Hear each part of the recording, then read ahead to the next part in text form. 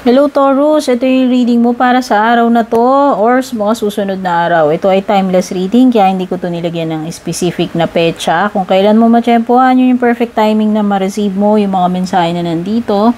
Thank you so much sa lahat ng ating subscribers na reach na po ng Purple Tin YouTube channel yung 31k subscribers.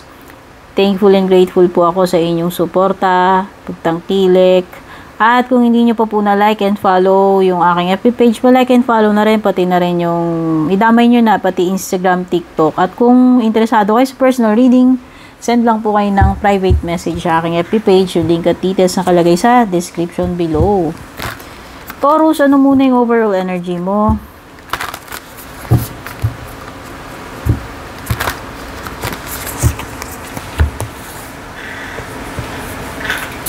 Possible outcome mo, Taurus.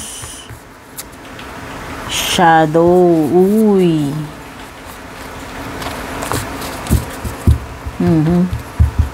Mukhang may kinalaman sa sarili mo to, Taurus. Kung paano mo tanggapin itong mga shadow part ng sarili mo. Pwede kasing may mga sabihin na natin, di ba, meron tayong positive and negative attributes. Ganon din sa atin. May ugly side, may beautiful side. No? Ito yon yung shadow mo. Alam mo, hindi lahat ng bagay sa sarili natin maganda. Yun yung reality. Taurus. Kaya dapat tanggapin natin pareho. Yung mga magaganda, yung mga light attributes natin, yung mga beautiful attributes natin, and at the same time, pati rin yung mga pangit and dark attributes natin. Kasi kung hindi mo tanggap sa sarili mo yon, parang magulo yon. Kasi ibig sabihin, hindi mo totally tanggap yung sarili mo. May conflict within you na hindi mo accepted itong flaws mo. Di ba, wala namang perfecto. Ang possible outcome mo dito is your shadow side. Pwedeng yun yung magsa-surface, yung shadow side mo. Yung ugly side, yung dark side. No, pero, ayan you have to have compassion. Pagdating sa sarili mo. Malakas ang feeling ko nung una ko nakita tong card na to, this is about you, hindi sa ibang tao, itong compassion na ito. Hindi ko alam. Parang ganun lang ako ka-sureball. Nung una ko palang tingin, yun na yun. Yun yung intuition ko. No? At ito, siguro kung hindi mo pa totally tanggap lahat-lahat ito, kung ano man itong mga pinagdaanan mo at kung ano yung naging resulta niyan sa iyo, pwedeng tinubuan ka na itong mga shadow aspects na ito ng sarili mo based doon, dahil doon sa mga na-experience mo, no? Pero, kung ano naman tayo ngayon is a result nung kung ano yung mga pinagdaanan natin, dapat i-accept natin yun kasi yun na yung yun yung transformation natin, yun tayo diba? So, pwede kasing hindi natin nagugustuhan yung mga nagiging resulta. Kung yung nagiging, paano ba? Yung nagiging resulta sa atin ng mga experiences natin. Pero, yun nga, pwedeng may mga dark side ka rito, shadow side, na kailangan mo ring i-embrace, Taurus. Mahalin mo rin yan, hindi lang yung hindi lang yung light, pati yung shadow side mo. Pwedeng ine-explore mo pa lang ito, pwedeng madidiscover mo pa lang itong shadow side mo. At pag dumating ka dun sa point na yun, kailangan mo tong compassion na to. Compassion sa sarili mo yan, yun yung nafe-feel ko, no? Huwag kang maging hard masyado sa sarili mo. Kung kailangan mo ng time, kailangan i-proseso, let it be. Hayaan mo mag-flow naturally. Hindi mo rin naman feeling ko hindi mo rin naman mabibiglayan. No? So, ano pa ibang paparating sa iyo, Taurus?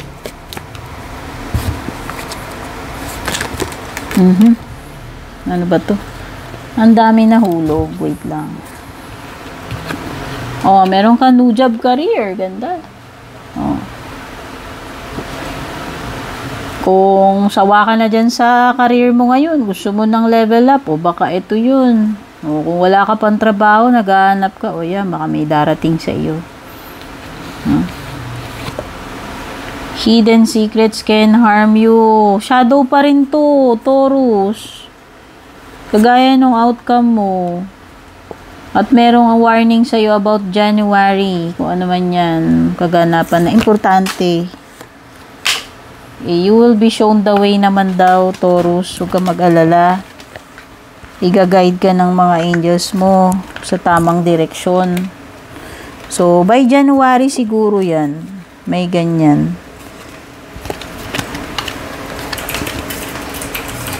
Huwag ka mag-alala kasi ikaw ay iga-guide ng iyong angels. Ayan. Kung hindi mo alam kung ano yung direction na dapat mong piliin, i-guide ka nila. And pwedeng sa January nga yan. Nako. O, may mga sikreto na hindi, may mga sikreto na pwedeng ikapahamak mo. Yun lang yung sinasabi nito, Taurus. So, alam mo dapat kung ano yung mga sikreto na yan. No? Warning, pwede ka daw mapahamak dyan.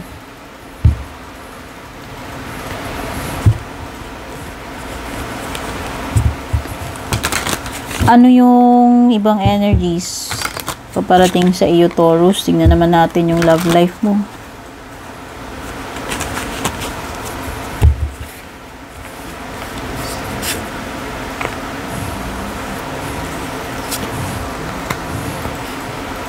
Nako. Eto, kajawaan mo o asawa mo, Taurus, mukhang hindi pa rin yan nagbago.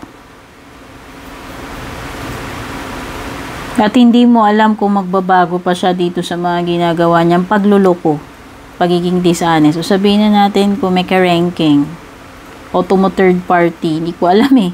May third party Oo, may history tong person mo na ginagawa na niya yan noon.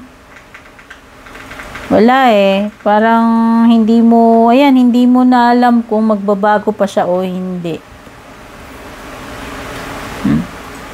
Ikaw, hindi ka na makakataya dyan sa person na yan kung magbabago pa yan o hindi. Yun ngayon yung nararamdaman mo. Okay? So, pwedeng itong person na to, paulit-ulit na yung pattern niya, recurring eh. Ayan may soul contract, paulit-ulit.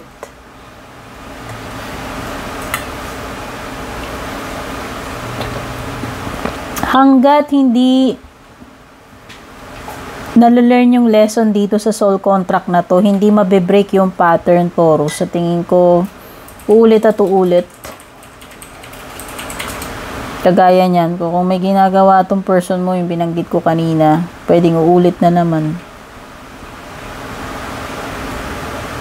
Hindi ko alam paano nyo mabe-break yung pattern. Pwedeng nakasalalay sa'yo.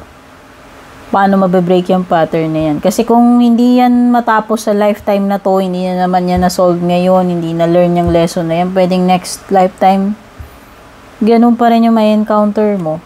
No? May mga bagay talaga hindi natin hawak.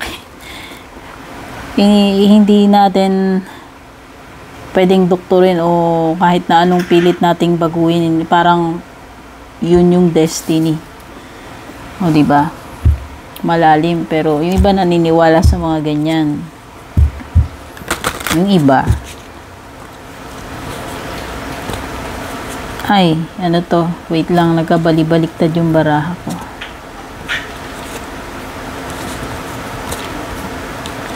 Okay, ano pa ibang mensahe? Pagod ka na rin mag-isip, Taurus, kung itong taong to magbabago pa ba o hindi na. Para sa'yo, pagod ka na mag-isip.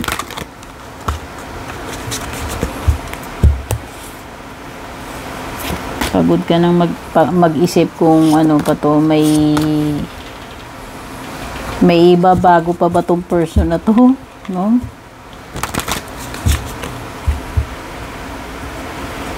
Pwedeng give up ka na sa kakaisip. May water sign dito, Cancer, Scorpio, Pisces energy. Okay, ayan na yung judgment card. Oy, mukhang totototan ka na netong ano mo, judgment card mo. Ibig sabihin, gigisingin ka na niya.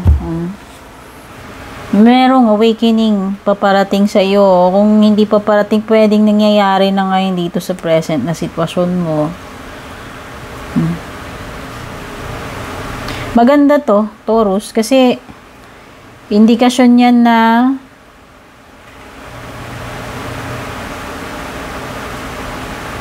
maano ka na matatauhan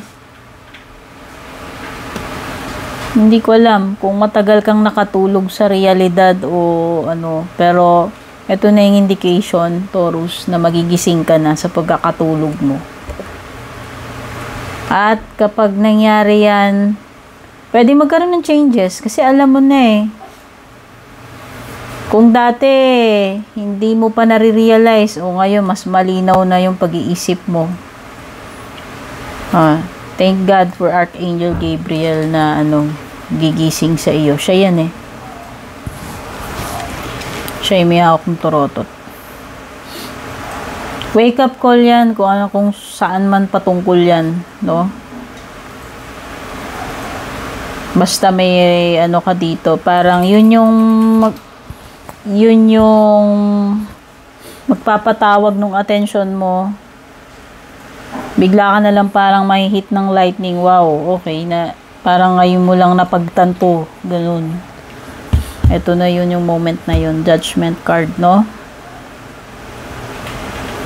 At gagaya nga ng sabi ko kanina dito sa love life mo, Taurus, may mga pangyayari na mukhang uulit. Kasi judgment is also about resurrection. So, pwedeng yung mga bagay na akala mo namatay na nung unang panahon, nag-end na. Pwedeng uulit ngayon, marireanimate, no? Meron dito, may revival, may resurrection. Hindi lang ito about awakening. Double purpose siya. Dito, para sa iyo, Taurus. At mukhang may makakadil ka, Cancer, Scorpio, Pisces. Diba? Alam mo, sinasabi ni Knight of Cups, darating at darating sa iyo yung tamang tao. Pwedeng hindi mo pa namimit talaga kung sino yung tamang tao na yon. Hindi ko alam, pero may ganong energy. At ikaw, willing ka maghintay. Or, kung ito na yung tamang tao para sa iyo, willing siyang maghintay sa iyo, Taurus. Yun yung sinasabi. Right person waits until you are ready. O, diba?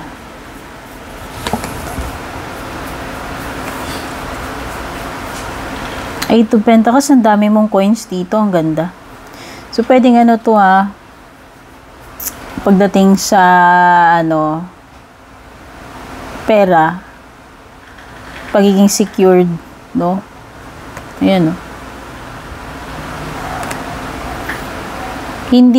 Hindi, kumbaga magaan yung flow ng financial para sa iyo, Taurus. Hindi ka gipit. So, maganda indication ito.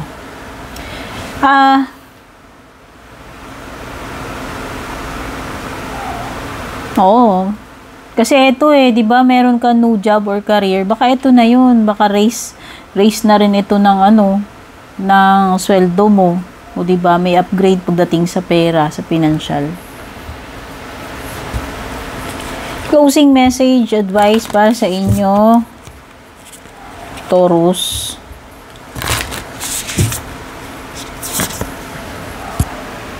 Ang sabi, be willing to express love to receive love.